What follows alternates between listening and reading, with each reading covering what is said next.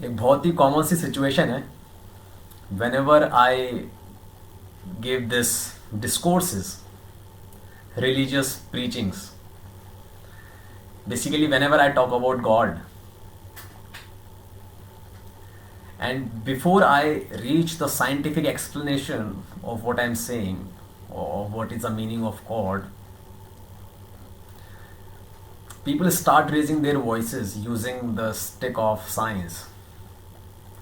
मतलब इससे पहले कि मैं कुछ वैज्ञानिक तथ्यों के बारे में बात करूं, लोग डंडा लेकर आ जाते हैं साइंस का।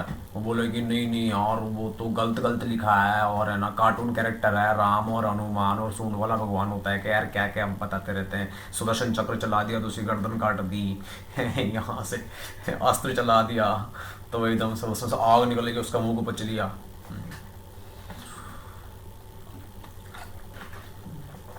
और फिर पेड मीडिया ने काफ़ी उछाला भी है इस्लाम का नाम, और फिर राजनीति के लिए जो लोग इस्तेमाल करते हैं धर्म को, जैसे कि कट्टर हिंदू आदि जो लोग होते हैं वो धर्म को इस्तेमाल करते हैं अपनी राजनीति के लिए, तो उन लोगों ने एक अलग ही वायलेंट एस्पेक्ट पेश किया समाज के सामने। तो क्या है कि जो एक बुद्धिजीवी वर्ग है उसका विश्वास उठ गया है धर्म पे से, धार्मिक किताबों पर से,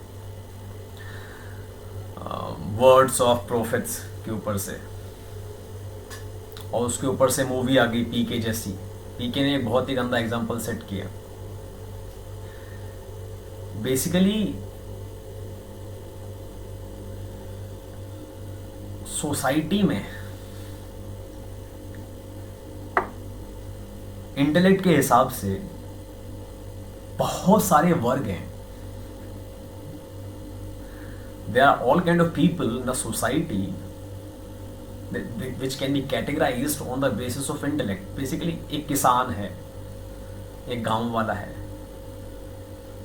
और फिर एक इंजीनियर है, एक डॉक्टर है, एक इकोनॉमिक्स्ट है, एक अकाउंटेंट है, एक माँ है, एक बाबूजी हैं, एक छोटा बच्चा है। सब तरह के मतलब बहुत सारे डाइवर्सिफिकेशंस हैं, और ना सिर्फ आज है, मतलब अगर ह्यूमैनिटी को कंसिडर किया जाए तो एक 2000 साल पुराना आदमी है, एक 1000 साल पुराना आदमी है, एक 100 साल पुराना आदमी है, एक 5 साल पुराना आदमी है, और आज का आदमी है।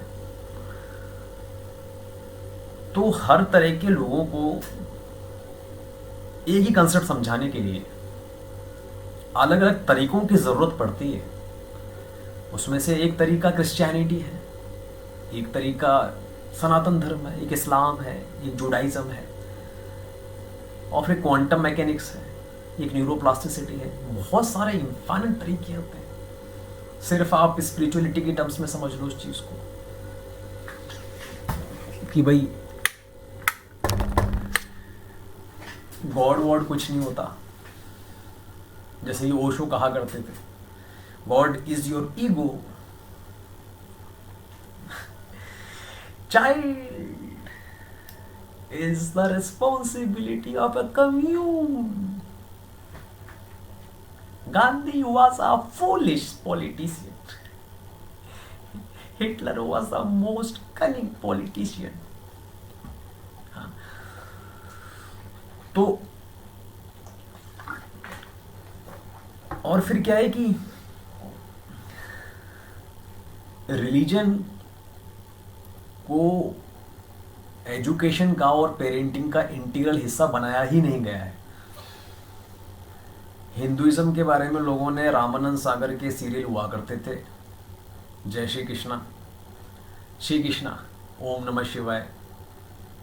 तो उसी पीरियड में मेरा बचपन गुजरा है। तो उस लोगों को हमारा जो एंशिएंट स्क्रिप्चर्स का जो ज्ञान है, जो रियल विजडम है, जो रियल फिलॉसफी है, द ट्रूथ, उसके बारे में तो बताया नहीं कि यार वो बस वही कार्टून कैरेक्टर बना के पेश कर दिया, और उसके ऊपर से भीम नाम का कार्टून बना दिया, फिर हनुमान नाम का कार्टून बना दिया। अबे ये सब कार्टून नेटवर्क है क्या? और उसके ऊपर कृष्णा के ऊपर तो रासलीला बना दी, और राम के ऊपर लीला बना दी। मतलब बस है ना, एंटरटेनमेंट और नाच गा कर लो, मतलब जो उसका फिलोसॉफिकल कोर है वो तो समझने का अटेम्प्ट करना तो दूर, और उसके बाद उसको प्रचार तो क्या ही करोगे। How will you be intended to propagate that knowledge, that wisdom around the society. और फिर वो करने का जो जो जिम्मेदारी है यार, जिसका वो दायित्व है, वो सरकार है और शिक्षा है। और ये दोनों के दोनों लालच के खेल में है बेसिकली। लालची लोगों का ही तो सरकार है बेसिकली। शिक्षा भी ऐसी, शिक्षा बेसिकली क्या करती है, आपको एक ट्रेन करती है विभिन्न प्रकार के कामों के लिए। एक मैकेनिकल जॉब के लिए, तो मैकेनिकल जॉब किसको चाहिए होता है भाई, जो बड़े बड़े पूंजीपतिवादी होते हैं, जो बैंकर्स होते हैं, उन लोगों के लिए आपको मतलब मीडियोकर जनता उसके लिए ट्रेन हो जाए। तो ये सब जो सच्ची फिलॉसफी है, इनके बारे में तो कोई बात करता नहीं और कर नहीं देता। और एनकरेजमेंट तो क्या ही मिलता है। मुझे भी फाइट मारते मारते आज 5 महीने तो हो गए। And I am speaking to lot of people all over the world. बहुत बड़े बड़े लोगों से बातचीत चल रही है। तो देखते हैं कभी ना कभी तो कुछ ना कुछ बम फटेगा। बट पॉइंट ये है कि जब लोग ऐसे आते हैं मेरे पास और साइंस का डंडा लेके मतलब रिलीजन की छेड़खानी करते हैं,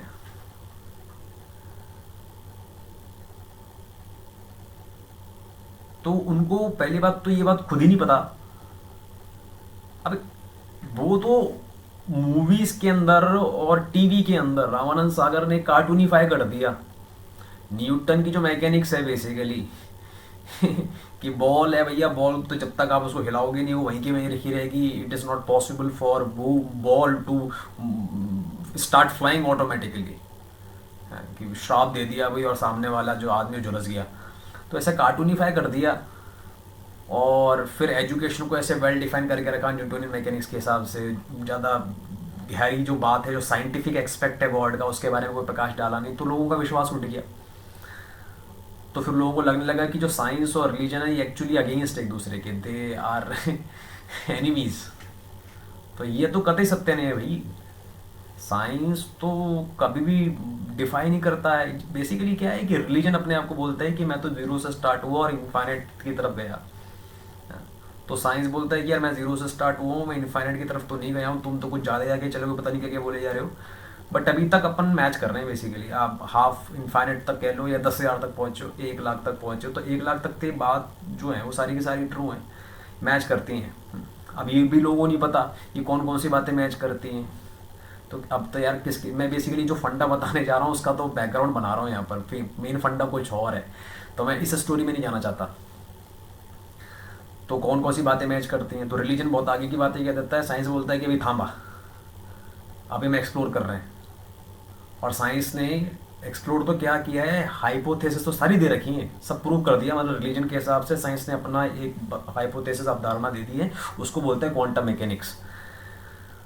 और अभी लेबोरेटरी के प्रूफ नहीं दिए हैं, हाँ तो ठीक है, बस इतना सा फर्क है।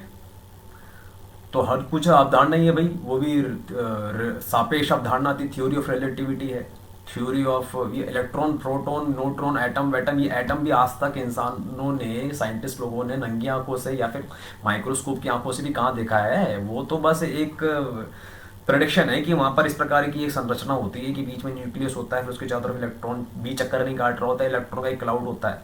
और अब तो वो जाके रिसर्च भी और क्लियर हो गई है कि वो जब अंदर उसके अंदर न्यूट्रॉन और प्रोटॉन के अंदर देखें तो अंदर कोई सॉलिड कुछ है ही नहीं, everything is pure energy potential.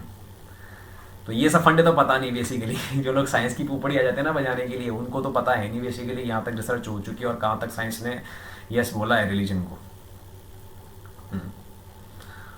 और क्योंकि ये जो रिसर्च है ना बेसिकली, जब क्वार्क आए हैं सामने, बोसोन आया है, मेसोन, हिग्स बोसोन, बहुत सारे पार्टिकल्स आए हैं जो सिर्फ एनर्जी, प्योर एनर्जी पोटेंशियल हैं। They are there only as probability, as a possibility, not as a well defined particle.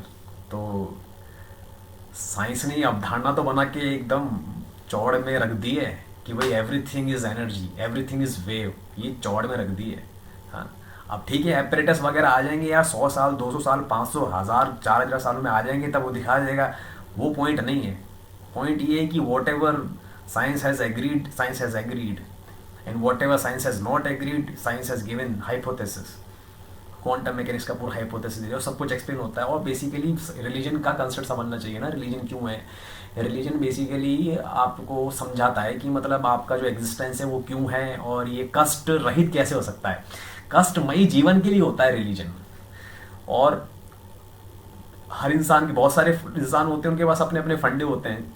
वो लोग बोलते हैं कि देखो भैया मेरा जीवन कष्ट रहित है, हैं तो वो किन फिलोसफी की वजह से, वो इस फिलोसफी की वजह से। तो एक आदमी की फिलोसफी क्रिश्चियनिटी निकली, एक का इस्लाम निकला। यार कैसी बातें करते हो, मेरा सुपीरियरिज्म निकला। तो अब आते हैं 10 मिनट तो मुझे भूमिका बांधने में लग गए। मेन इंटरेस्टिंग फंडा तो अब शुरू होता है।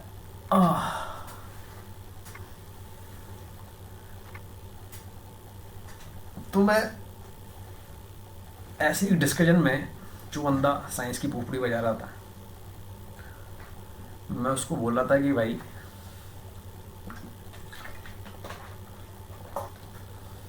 जो जो बातें आपको 5वीं क्लास के बच्चे के साइंस के हिसाब से भी लॉजिकल लगेंगी, वो भी आपको नहीं पता होगा। मतलब साइंस ने पिछले 50 सालों में, 10 सालों में, पिछले 5 सालों में क्या रिसर्च कर ली है, और गॉड के कितना क्लोज आ गया है, कितना हाँ में हाँ मिलाता है रिलीजन के, हिंदू रिलीजन के, इस्लाम के साथ, बाइबल के साथ। वो तो आपको क्या ही पता होगा, वो छोड़ दो।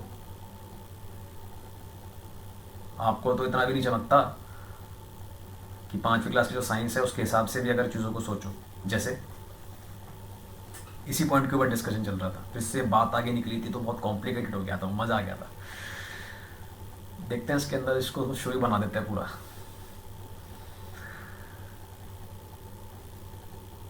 तो मैंने उसको बोला कि यार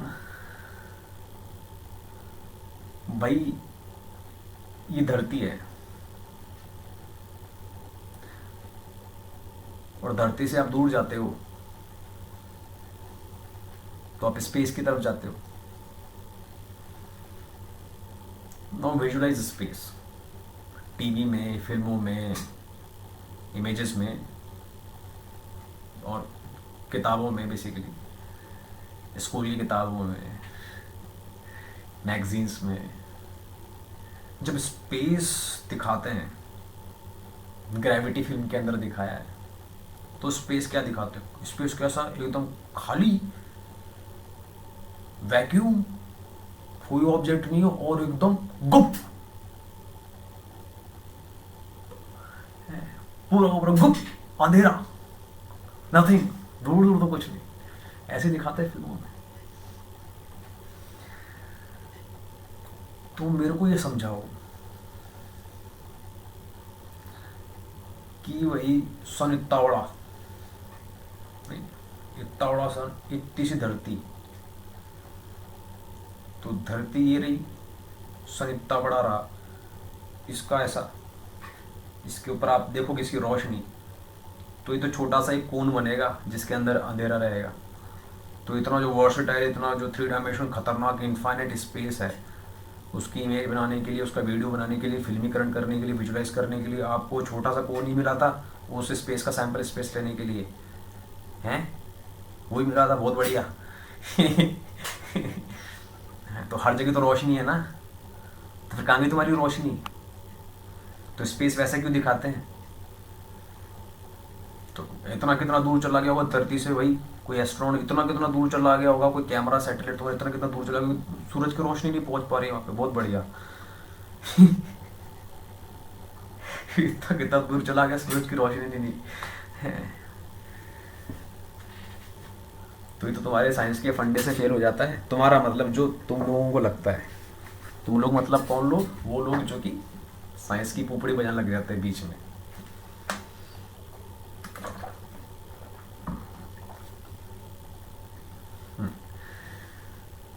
तो जब इसके जवाब की बात आती है,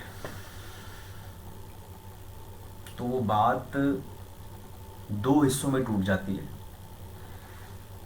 एक हिस्सा उसका इंटरेस्टिंग है, समझ में आने वाला है, और प्रैक्टिकल है, मतलब साइंटिफिक लगता है अभी भी। उसके बाद का जो हिस्सा है वो वो बहुत ज़्यादा डिफ़िकल्ट है डाइजेस्ट करना, क्योंकि बहुत गहरी फिलोसफी है। और ऑल ऑफ अ सडन मैं बता रहा हूँ, ये किसी को पता तो है ही नहीं, क्योंकि कोई रिसर्च करता ही नहीं है और ना कोई पढ़ाता है, ना कोई इसके ऊपर जोर देता है। ना किसी माँ को मतलब है, ना किसी बाप को मतलब है, ना किसी सरकार को मतलब है, ना ऑफिस में किसी को मतलब है तुमको, ना किसी टीचर को मतलब है, ना किसी प्रिंसिपल को मतलब, किसी को कोई मतलब नहीं है, ना अखबार को मतलब है, ना टीवी को, ना रेडियो को मतलब है, किसी को मतलब नहीं भाई साहब। सब अपनी कष्ट के ना ज़िंदगी काटते रहो। तो पहली बात तो ये समझनी है कि जिस लाइट को साइंस बोलता है कि यार, जैसे बोलते हैं ना कि गॉड तो भैया नहीं है साइंस के लिए एक्सप्लेन करना, और साइंस उसको मैं नहीं मानता, वो तो जो लोगों नहीं जान, जो आदमी नहीं जानता वो ऐसा बोलता है कि वो नहीं मानता है। बेसिकली ऐसा नहीं, कुछ नहीं है। साइंस बोलता है कि भैया अभी हमको नहीं पता, हम उसके बारे में बात नहीं करेंगे। बट जो लाइट है वो तो पूरी तरीके से कंट्रोल में है साइंस के। पूरा स्पीड बता दिया भाई, c = 3 × 10⁻⁸मीटर पर सेकेंड। आइंस्टीन साहब ने अपनी थ्योरी दी थी रिलेटिविटी की, nothing can be faster than speed of light. और फिर वो एक बचपन में टीवी में देखते थे कि ऐड आता था, उसके अंदर बताते थे कि सूरज की रोशनी को धरती तक पहुंचने में कुछ 7 सेकंड, 7.5 करीब सेकंड लगते हैं। और फिर वो स्पेक्ट्रम वगैरह के फंडे निकाल दिए, और फिर प्रिज्म के फंडे निकाल दिए। नोबेल पुरस्कार ही मिला था, क्या नाम था, बोस। बोस को नोबेल पुरस्कार भी मिला था, आई थिंक सो, इसके लिए, प्रिज्म के लिए।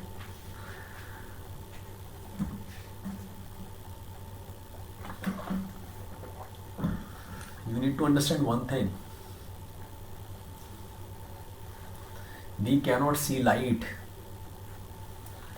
ये जो लाइटर है, ये जो लाइट है, इस लाइटर से रिफ्लेक्ट होकर मेरी आँखों के लेंस के ऊपर पड़ रही है, तब जाके मुझे ये लाइटर नज़र आ रहा है।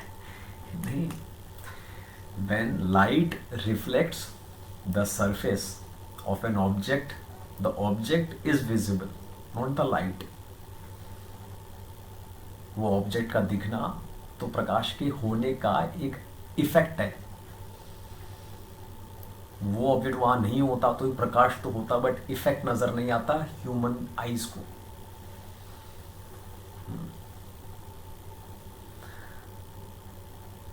तो यही फंडा है।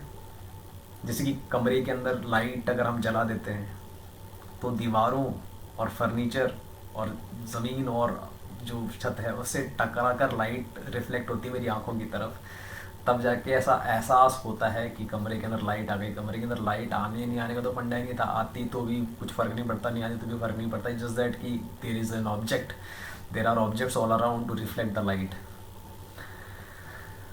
तो यही फंडा है।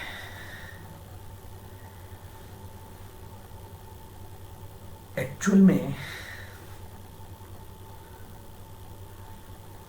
जो ये विश्व है, जो यूनिवर्स है,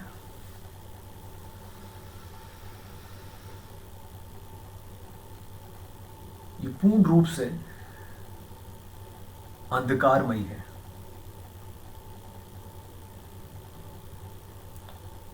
और इस पूर्ण रूप से अंधकारमयी विश्व में, कंप्लीट डार्कनेस में इन्वेडेड है और परवेडिंग है, पूरी हर जगह व्याप्त है। कौन? प्रकाश।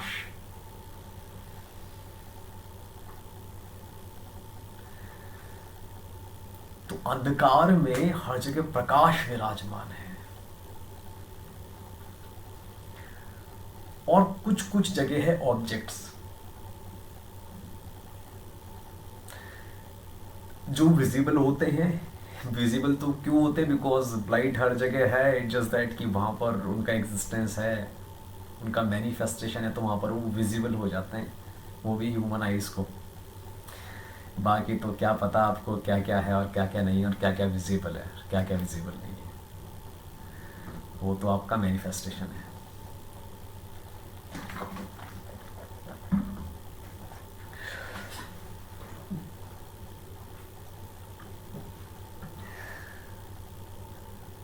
अब इसके बाद हो जाती है बात थोड़ी गहरी। गहराई उसमें ये निकल कर आती है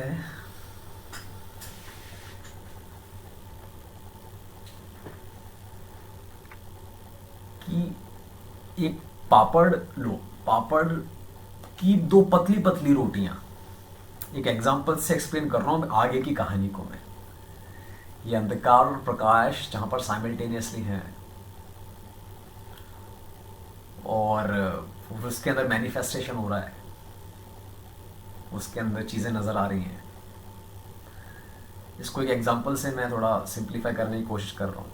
अगर पापड़ लिया जाए, दो पापड़ की पतली पतली स्लैब्स ली जाए, झिल्लियाँ ली जाएँ, उनको ऐसे और बीच में कुछ हवा छूट जाए। अब वो जो हवा है, अब कभी आप उसको सेकोगे तो वो फपोला सा बन जाएगा, ऊपर से गुब्बारा सा बन जाएगा। अब वो थोड़ा रिजिड हो जाता है। आपको इमेजिन करना है, विजुलाइज करना है कि वो जो बीच की हवा है, जो गैप है, जो एयर है, वो डायनामिक इन नेचर है। मतलब पपड़ी जो बनी है ऊपर से वो ट्रांसलेट हो सकती है। तो ये जो अंधकार और प्रकाश का ऐसा ये समागम हुआ है और एक सैंडविच बनी है बेसिकली। अंधकार और प्रकाश की सैंडविच बनी है।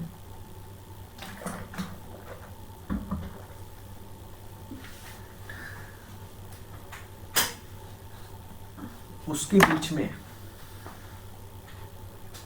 अभी समझने के लिए बीच में है। बीच में तो क्या है कि मतलब यार कुछ लेफ्ट राइट और ऊपर नीचे तो कहना जायज़ शब्द नहीं है ना, क्योंकि ये कैसे बोलोगे, बेसिकली प्रकाश धंसा हुआ है पूरी तरीके से अंधकार के अंदर और फिर उन दोनों के बीच में धंसी हुई है कॉन्शियसनेस, वो हवा रूपी कॉन्शियसनेस जिसको हमने हवा से कंपेयर किया है। अब क्या है कि यार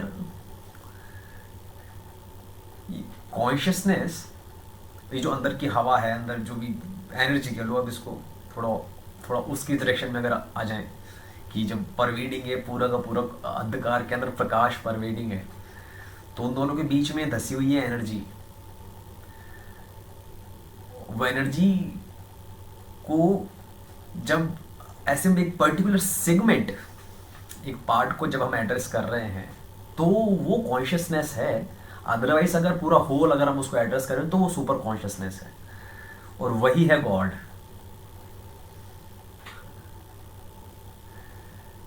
वो एनर्जी है गॉड, जिसको जो कभी पैदा नहीं हुई थी, जो कभी मरेगी नहीं, जिसको गीला नहीं कह सकता, हवा से सुखाया नहीं जा सकता, वही परमात्मा है, वही आत्मा है, वही कॉन्शियसनेस है, वही सुपर कॉन्शियसनेस है। एक सेगमेंट की बात करोगे, एक पर्टिकुलर पॉइंट पे जाके बात करोगे तो उसको कॉन्शियसनेस कह दो, अदरवाइज एज अ होल अब पूरे को भी कॉन्शियसनेस कह दो, कोई दिक्कत नहीं है।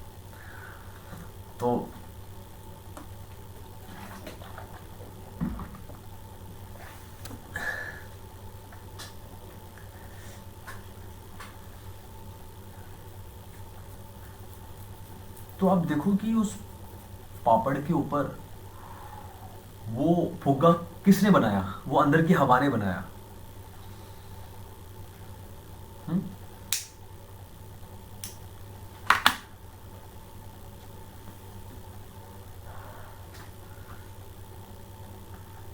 अब हवा का यहाँ पर क्या मतलब, हम किस चीज़ से मेटाफर कर रहे हैं उसे, हम उसे कर रहे हैं कॉन्शियसनेस से। तो ये कॉन्शियसनेस के ऊपर है। कॉन्शियसनेस तो सुपर इंटेलिजेंट है, वहाँ पर जो हवा है उसके पास इतनी इंटेलिजेंस ही नहीं है, लेकिन जो कॉन्शियसनेस है वो तो सुपर इंटेलिजेंट है, सुपर क्रिएटिव है, सुपर माइटी है। अभी तक जो भी बनाया, जो भी धरती आकाश, चांद तारे नक्षत्र, जो भी गैस हैं, विभिन्न प्रकार के जंतु, विभिन्न प्रकार के पेड़, अलग अलग इंसान, अलग अलग सोच, अलग अलग आकार वाले, और सब कुछ अलग, सबके हाथ के अलग अलग रेखाएं, फिंगर प्रिंटिंग अलग अलग। सब पेड़ों को काट दो तो उनके तने का जो स्ट्रक्चर है वो सबका अलग अलग, अलग अलग तरह के एटम्स, अलग तरह के कलर्स, अलग तरह की नदियाँ, अलग अलग तरह के पक्षी, ओहो इतनी सारी किताबें इंसानों के द्वारा बनी, बट इंसान ने भी तो सब कुछ उसके अंदर ही है, एवरीथिंग व्हाट इट इज़। क्या क्या आप सोचो, इलेक्ट्रिकल इंजीनियरिंग के अंदर क्या घुसा है पूरा, विज्ञान जो बना है पूरा, तो इसमें जो किताबें बनी है, जो मशीन्स बनी है, मैकेनिकल इंजीनियरिंग के अंदर आप घुसो, केमिस्ट्री के अंदर आप घुसो, बॉटनी के अंदर घुसो, पॉलिटिक्स देखो क्या खड़ा कर दिया, इतना खतरनाक सब कुछ, सब कुछ उस कॉन्शियसनेस के अंदर ही है।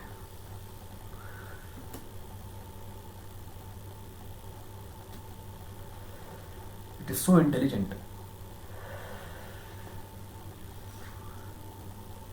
तो बस उसकी मर्जी है कि वो कहां पर जाकर कॉन्शियसनेस मैनिफेस्ट होना चाहती है, जहां उसकी मर्जी, जैसे मर्जी हो। एक छोटे बच्चे की तरह है, एक खुला आंगन दे दिया है, उसके अंदर जाके खेलो। तभी तो बोलते हैं बच्चे मन के सच्चे भगवान के रूप होते हैं। तो वो जो गॉड है, जो कॉन्शियसनेस है, उसका नेचर यही है अलग अलग तरीके से अपने आप को ऑब्जर्व करना। तो बेसिकली जो फूका फूल गया पापड़ के ऊपर, तो वो फूला हुआ जो ऊपर हिस्सा है वो पापड़ ही तो है, और जो नीचे वो भी पापड़, तो पापड़ ही पापड़ को देख रहा है। तो ये लाइटर मुझे देख रहा है, मैं ऐसे देख रहा हूँ। जुपिटर मुझे देख रहा है, मैं जुपिटर को देख रहा हूँ। मैं इलेक्ट्रॉन को देख रहा हूँ, प्रोटॉन को देख रहा हूँ, न्यूट्रॉन को देख रहा हूँ, और अंदर उसके क्वार्क देख रहा हूँ माइक्रोस्कोप से, और वो मुझे देख रहा है।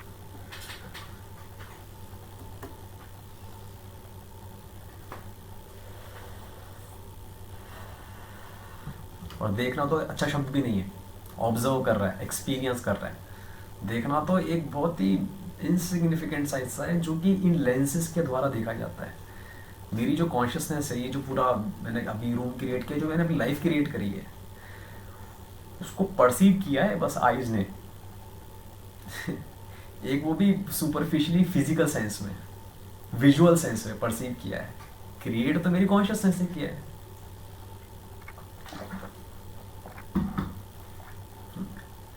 अब अंग्रेजी भाषा के और किसी भाषा के लिमिटेशंस हैं, तो ये एक अपने आप में गलत था कि मेरी और कॉन्शियसनेस दोनों शब्दों को साथ में जोड़ दो। मेरी कॉन्शियसनेस कुछ है नहीं, बट ठीक है, मैं इस सेट के अंदर बात कर रहा हूँ, इस फ्रेम ऑफ रेफरेंस के अंदर बात कर रहा हूँ, तो कह सकते हो।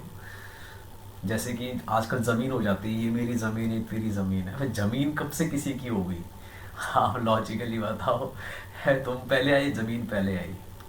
तुम पहले आए होते, तुमने इसको एक्वायर किया होता, अर्न किया होता, पता नहीं कहाँ से अर्न किया होता भैया, यहीं से तो थी ये। तो तो ऐसे कॉन्शियसनेस है। मैं कौन होता हूँ कॉन्शियसनेस पर कब्जा करने वाला? कॉन्शियसनेस ने इस बॉडी पर कब्जा किया, और बॉडी पे कब्जा भी क्या किया? कॉन्शियसनेस ने ही बॉडी बना रखी है। तो मैं अपने हाथ को देख रहा हूँ, तो it's the consciousness which is perceiving और ऑब्जर्विंग इट सेल्फ। क्यों? क्योंकि मजा आता है, कॉन्शियसनेस का काम ही है ये सच्चिदानंद, एकदम आनंदमयी और सर्वव्याप्त, एवरीवेयर, सर्वव्यापक, सर्व सक्षम, अलमाइटी, पूरी ताकत है, और एब्सोल्युटली क्रिएटिव, जो करवाना है करवा दो। तभी तो ह्यूमंस आर एब्सोल्युटली पावरफुल का कंसेप्ट ही आता है। ये ह्यूमंस ने ही वर्ल्ड क्रिएट किया हुआ है, क्योंकि ह्यूमन आई ना, वही वाली बात ही, मेरी कॉन्शियसनेस ने ये वर्ल्ड को क्रिएट किया हुआ है, और फिर मैं इसको एक्सपीरियंस कर रहा हूँ, इसको ऑब्जर्व कर रहा हूँ। तो ये लेन देन चलता रहता है रियल टाइम में।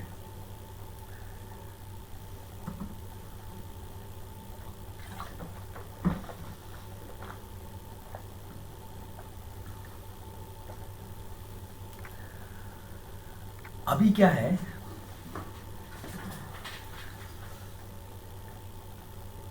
अब तो बात करनी ही पड़ेगी एक सैंपल स्पेस में, क्योंकि पूरे में बात कैसे करूँ यार, बहुत कॉम्प्लिकेटेड हो जाएगा। एक सैंपल स्पेस में बात करनी पड़ेगी। एक सैंपल स्पेस में बात करते हैं, ले लेते हैं कि ये रही कॉन्शियसनेस, एक पीस ऑफ कॉन्शियसनेस ले लिया मैंने।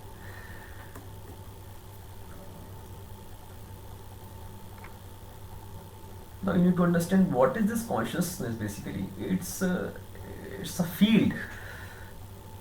ये कौन सा फील्ड है? वही जो आपको मेसॉन्स और क्वार्क के अंदर माइक्रोस्कोप से जाकर देखने को मिलेगा या ऑब्जर्व करने को मिलेगा, डिटेक्ट करने को मिलेगा। वो फील्ड है, वो फील्ड बहुत इंटेलिजेंट है।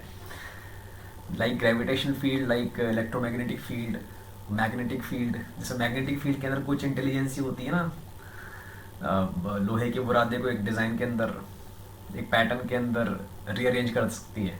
वो मैग्नेटिक फील्ड, मैग्नेटिक एनर्जी है। तो ये जो सबसे बाप एनर्जी है, ये बड़ी इंटेलिजेंट है। इसकी इनफाइनाइट क्वांटम स्टेट्स हैं। कुछ क्वांटम स्टेट्स हम लोगों को, ह्यूमंस को परसीवेबल हैं, बाकी सारे नहीं हैं।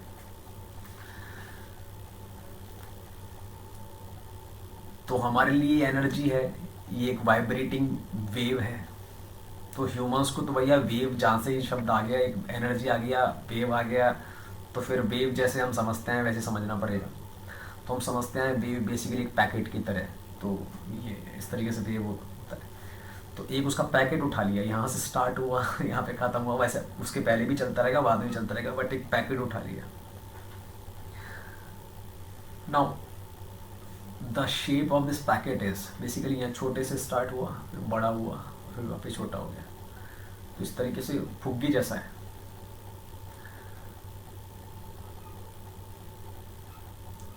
अब इस पैकेट का जो शेप है, ये 2 डायमेंशन में देखो तो एलिप्टिकल नज़र आएगा, but if you look at in a 3 dimension space, it is basically an ellipsoid. एक एलिप्स को घुमा दिया ऐसा, तो इट इज़ एन एलिप्सॉइड।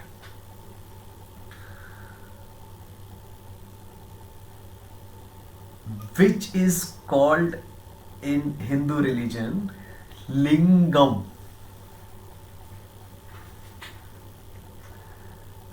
इसको बोलते हैं लिंगम।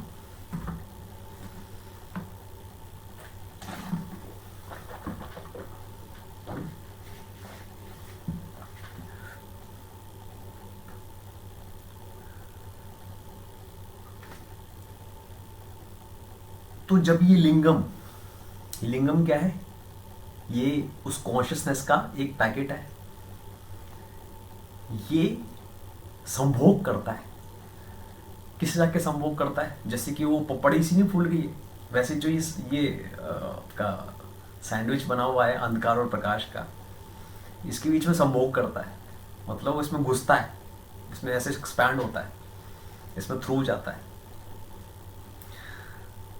तो जब वो जाता है तब हो जाता है क्रिएशन। तो वो लिंग है। और फिर जब बाहर निकलता है, क्योंकि ये ऑसिलेटर इमोशन होगा ना, संभोग मतलब सेक्स हो रहा है।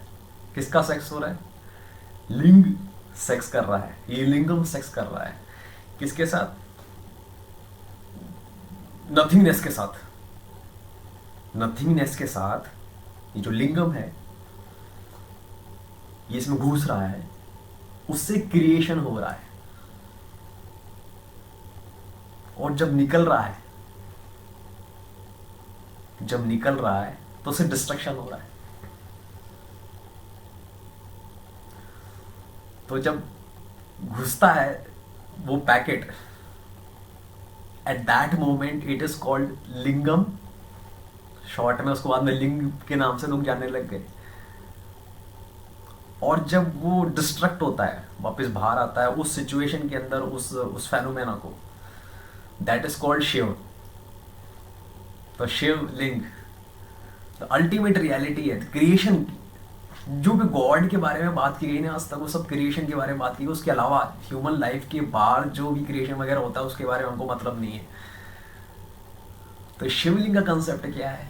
वो शिवलिंग जो दिखाई देती है ना ऐसे योनी टाइप की बना रखी है, वो नथिंगनेस है, उसके अंदर से घुस रहा है।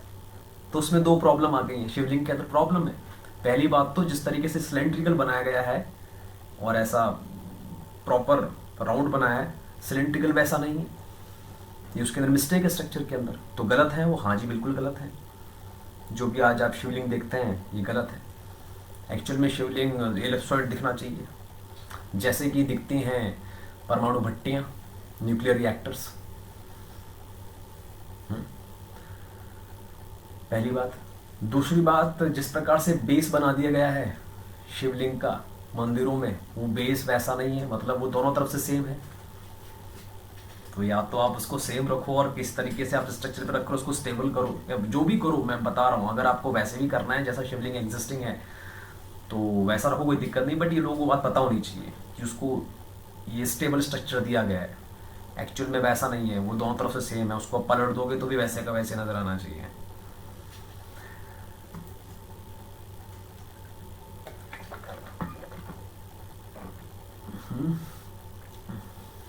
और फिर मतलब इसीलिए जब वो क्रिएशन का जब डिस्ट्रक्शन होता है तो उसके लिए एक गॉड डिफाइन कर दिया, उस एनर्जी के लिए, उस एक्शन के लिए जिम्मेदार जो गॉड है उसको शिव बोल दिया। और जब क्रिएशन हो रहा होता है उसको ब्रह्मा बोल दिया, उस क्रिएशन को क्रिएट करने वाले को। और जब क्रिएशन हो चुका है इस मोमेंट पर, तो वो जो क्रिएशन एक सर्टेन लॉ से गवर्न होना चाहिए, उसके लॉ हैं, फिर इस प्रकार से क्रिएशन होगा और फिर ऐसे ऐसे होगा, उसके वेल डिफाइन कर रखे फंडामेंटल्स। उसको विष्णु बना दिखा है, उस फोर्स को एक पर्सोनिफाई कर दिया है विष्णु बोल के। और फिर डीप फिलोसॉफी है, विष्णु की इमेजरी पर बात करेंगे तो और घंटा चला जाएगा उसके ऊपर। शिव की इमेज के ऊपर बात करेंगे तो फिर तो घंटों ही चले जाएंगे। और फिर ऐसे तो ब्रह्मा है, तो बहुत डीप है बेसिकली और बहुत इंटेलेक्चुअल है। तो ये तो क्या है कि यार मुगलों का आक्रमण हुआ तो हमारे स्क्रिप्चर्स जला दिए गए, मंदिर उजाड़ दिए गए, हमारे जो तक्षशिला, नालंदा जैसे एक से एक यूनिवर्सिटीज़ थी सब तहस नहस कर दिया गया। और उसके बाद उससे बड़े टेररिस्ट आए, फिरंगी आए, बरतानी सरकार आई, कंपनी की सरकार आई। तो कंपनी की सरकार ने पूरी धज्जियाँ उड़ा दी बेसिकली हमारी परंपरा की, हमारी संस्कृति की, हमारे ज्ञान की। और फिर आर्यन इन्वेजन थ्योरी आई। और फिर अभी क्या है, ये कल्चर ऐसा आ गया है कि कुछ पता नहीं चलती चीज़ें। अब तो जब मैं एनलाइटेंड हो गया तब मैं रिसर्च वगैरह करता रहता हूँ, तब मुझे पता चलती हैं आजकल की फैक्ट्स क्या है। 30 साल पहले जो गुजरात के शोर है उसके आगे जाके द्वारका नगरी मिली है। वो नगरी छोटी मोटी नहीं, मतलब आप सोचो दिल्ली एक नगरी है, दिल्ली का आधे का भी आधा भी करोगे तो भी एक नगर अपने आप में काफ़ी अच्छा खासा बड़ा होता है। तो एक द्वारका नगरी मिली है, वहाँ पर सिक्के वगैरह मिले हैं। रिसर्च वगैरह करके पता चला उसके ऊपर कृष्ण वगैरह और बलराम के स्ट्रक्चर्स हैं। और उसकी कार्बन डेटिंग से पता चला है कि 5,000 साल, अभी से 5,000 साल पहले और उससे लेकर 5,000 BC टू 30,000 BC, वो पीरियड की वो सिटी बताई जाती है। तो उसकी रिसर्च के बारे में कोई नहीं बताता। पहली बात तो ये पता चला, इसके बारे में कोई खबर नहीं है। आप तो मोदी मोदी कर लो, केजरीवाल केजरीवाल कर लो, कभी इसकी सरकार गिरी उसकी सरकार चढ़ी, कौन से मुसलमान ने क्या बोल दिया, कौन से हिंदू ने क्या बोल दिया, बस। और ये सब पॉन वॉन देखना, सनी लियोन का पॉन देखना, सबसे बड़ा तो सारा इंडिया में से रिसर्च सारा का सारा सर्च गूगल सर्च आता सनी लियोन पॉन का। फिर आप क्रिकेट में अपना फुलफिलमेंट ढूंढो, फिर मूवीज़ में फुलफिलमेंट ढूंढो। तो ये सब बेसिक बातें तो आपको पता चलती ही नहीं है, पहली बात। और दूसरी बात, सरकार ने बैन लगा दिया उसके ऊपर। Otherwise if people come to know that all this Ram, Hanuman, Krishna, they were not mythological characters, they were not Cartoon Network. This is the reality of our ancient culture. They were our ancestors, and whatever power they possessed was real power, and every human is capable of acquiring those powers. ये फंडे सबको पता चल जाएंगे तो फिर काला व्यापार कैसे चलेगा इन लोगों का, धर्म के व्यापारियों का। और उसके बाद जो आर्कियोलॉजिकल सर्वे ऑफ इंडिया के पूर्व निदेशक, ex director doctor Badri Narayanan ने जब खुद रिसर्च किया, basically archaeological survey of India का जो एक्स डायरेक्टर अगर खुद रिसर्च कर रहा है तो is a big guy, he has things to do. So खुद रिसर्च कर रहा है तो मतलब उसमें ऑथेंटिसिटी है। खुद रिसर्च किया है और उसने ये पता लगाया है कि जो राम सेतु है इट इज़ मैन मेड है और ये नेचुरली नहीं बना हुआ। और फिर उसने रिसर्च किया तो उसने पूरी उसकी डेटिंग वेटिंग बताई गई होगी कि कितने लाखों साल पुराना है वो। उसके अलावा जो गीता के अंदर ये डिस्क्रिप्शन है कि जब कृष्ण पैदा हुए थे तो उस टाइम पर सूरज, चंद्रमा, ग्रह, नक्षत्र, तारों वगैरह वगैरह की सब सिचुएशन क्या थी। तो ये जो एक टाइम देखने का दौर है हमारे हिंदुस्तान में, जो एक प्राचीन सभ्यता में था, इनका एक साइक्लिक नेचर होता है, तो लाखों सालों के अंदर ये रिपीट करते हैं। तो कोई भी इंसान जन्म लेता है तो उस टाइम पर वेल डिफाइन कर दिया जाता है कि आपके कौन कौन से ग्रह, कौन कौन से नक्षत्र, सूरज, चंद्रमा, धरती वगैरह, ये सब कौन कौन से एंगल से, कौन कौन से क्वाड्रेंट वगैरह में। तो आज एक प्लानिटेरियम सॉफ्टवेयर आ गया है। डॉक्टर आचार्य हैं यूएस में, यूनिवर्सिटी ऑफ मिसिसिपी, ऐसा कुछ करके होगा। उन्होंने ये प्लानिटेरियम सॉफ्टवेयर बनाया है और उन्होंने सब फिगर आउट किया है कि मतलब आज के टाइम पे आकाश कैसा है, 10,000 साल बाद कैसा होगा, 20,000 साल बाद कैसा होगा, 5,000 साल पहले कैसा था। और जो डेटिंग बता रखी है हमारे स्क्रिप्चर्स में कृष्ण के बर्थ की, उस टाइम पे जो डिफाइन कर रखा है उस टाइम पे कैसा रहा होगा, तो दोनों के दोनों सेम आए। तो इतने सालों पहले पता चल चुका था, इतनी हमारे पास ज्ञान था कि हम लोग एक एस्ट्रोलॉजिकल अरेंजमेंट को रिकॉर्ड कर पाए to to such a precision. तो इन सब चीज़ों के बारे में कोई बात करता नहीं है, कोई अवेयरनेस है नहीं। बट ठीक है, हम लोग तो अपना कर्म कर सकते हैं।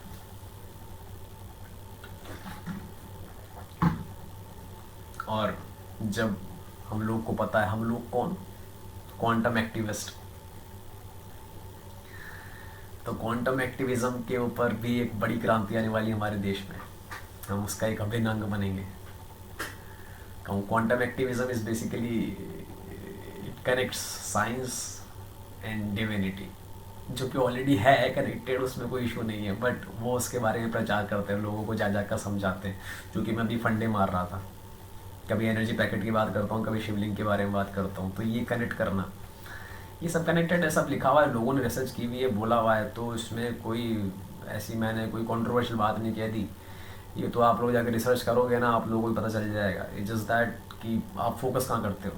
If you focus on political propaganda और focus on things that actually awaken real and true human potential within you and within humanity in order to liberate everyone। तो अभी तो इसमें अगर आगे घुसना है तो और घुस जाएंगे। फिर हम कॉन्शियसनेस एक्चुअली कैसे मैनिफेस्ट करवाती है, साइंटिफिक बैकग्राउंड क्या है उसका, तो उस पर ही बात करनी पड़ेगी। बट ठीक है, अभी मेरा को इतना मज़ा आ गया है, आज के लिए काफ़ी है। थैंक्स फॉर बियरिंग सो फार। ये शायद 22वां एपिसोड होना चाहिए। Good night.